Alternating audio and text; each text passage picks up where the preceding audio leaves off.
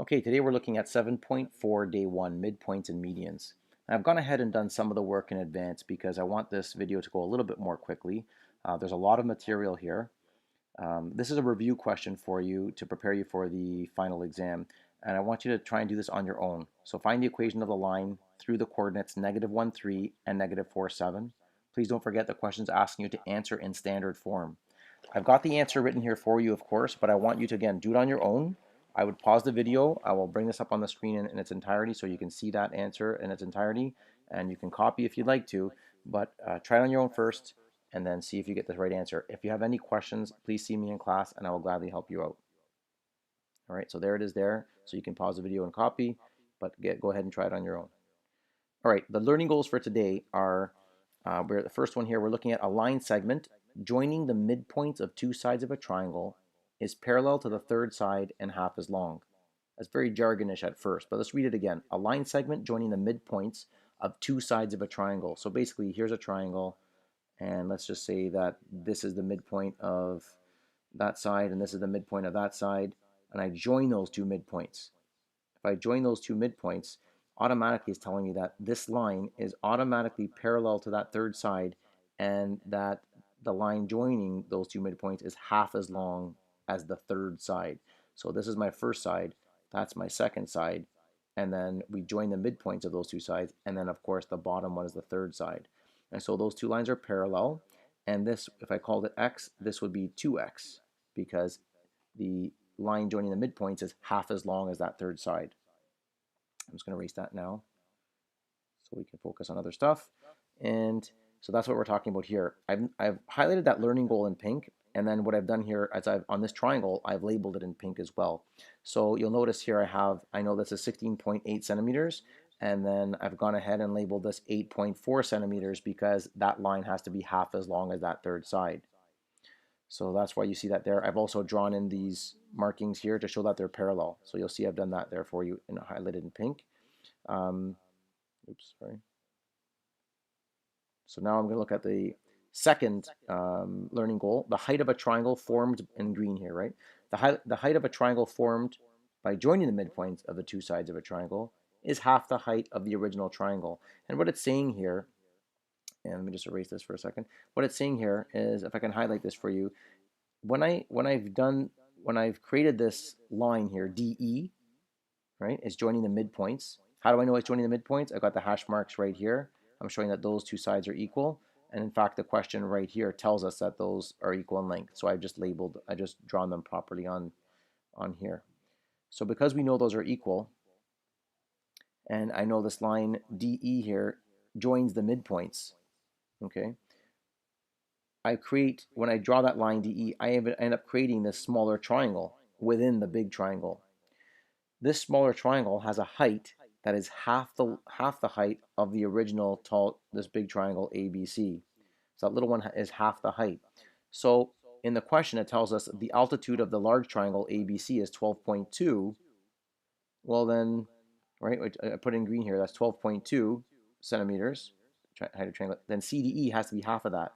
So we're just going to say 12.2 divided by 2, which is, of course, 6.1 centimeters. So the height of that right here, the height right here is 6.1 centimeters. Let's get rid of that. And we can get rid of some of the highlights we did here. Okay. Let's look at this next part here. Sorry, I apologize. The D. And for D, it's asking us if angle ABC is 40 degrees. So when we're talking about the angle, let's just keep in mind we're talking about angle ABC. So I start from A to B to C. So it's talking about this angle that's created when I go from ABC, this 40-degree angle here. And it's asking, what is the measure of DEC? And that, of course, would be this right here, DEC, and we're talking about that angle right in there. So if one is 40, what is the other one? Okay, I'm just going to erase those highlights for a second. So if I know that angle ABC is 40, because I know that DE is parallel to AB, because I know this line here is parallel to this line here, those two lines, the pink lines are parallel. So because I know that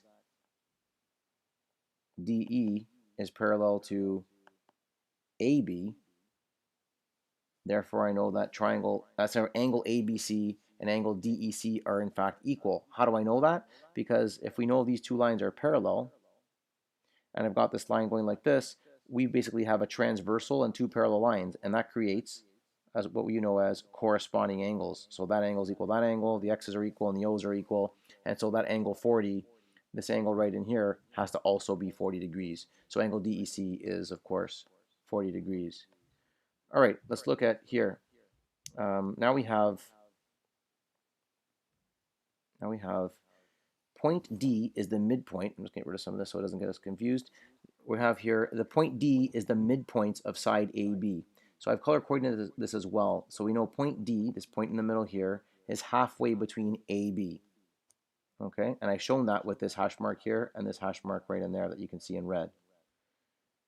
And we also are told that this point E is halfway between D and B. Okay, so armed with that information, what can we do? It says if the area of triangle CDE is 6 square centimeters, CDE, so I've colored that in blue for you, 6 square centimeters.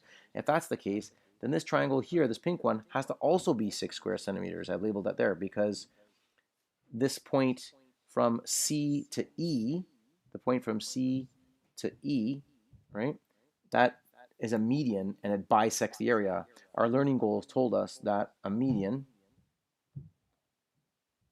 the medians of a triangle, tells us right there, bisect its area. So if that blue area is 6, then the pink area has to also be 6. But if we know that, and we know that from C to D, D is the midpoint, then we also know that this part of the triangle has to also be 12 square centimeters because this portion here is 12 altogether, and this portion here must also be 12. Okay, because triangle ACD is equal to half of triangle ABC. Okay, because CD is a median. So triangle ABC is total 24 square centimeters because we have, like I pointed out here, we have 12 here and we have 12 there. Altogether is 12 plus 12, we get 24. That's where we get our 24 square centimeters from. All right, here it tells us to sketch any scalene triangle and its three medians. So I've sketched it, and it says label your diagram. So you'll notice that I labeled ABC. I did three medians. I've shown the hash marks. What I could do different here is I can label this point D. I can label this point E. I can label that point F. And we've got all the hash marks showing that those are these. E is in fact the midpoint because I've got this hash mark showing those two sides are equal. Same thing with the next side. I can know that A to D is equal to D to C. I've got those hash marks right there to prove that that is the midpoint in my diagram. Label your diagram, done. So this wants to show you that's a proper way of labeling. Here the last question says, Pierre de Fermat has the following mathematical hypothesis. A squared is always greater. You watch out for the word always, right? It is always greater than 3 times A or 3A. Well, is he correct? Provide a reason. The learning goal told us that a counterexample can disprove a conjecture or hypothesis, right? A conjecture is just an opinion or a statement. So Pierre de Fermat says that he has the following hypothesis. A squared is always greater than 3 times A. So I made a little table here. So the value of A could be 0, 1, 2, 3. We can keep going, 4, etc., right? So for A squared, if I sub in 0, 0 squared is 0.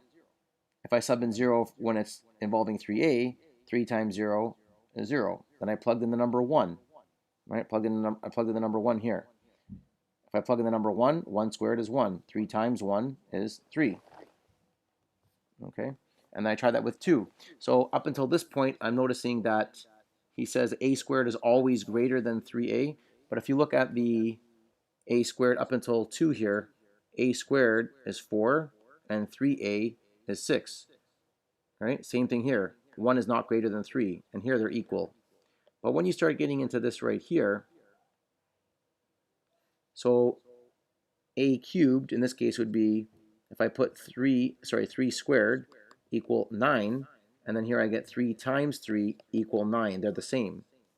And if I continue from this point forward, I get 4 4 squared, which is 16, and 3 times 4, which is 12.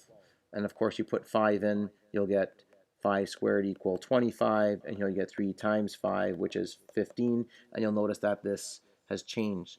So this is true when the a value is greater than 3, then a squared is always greater.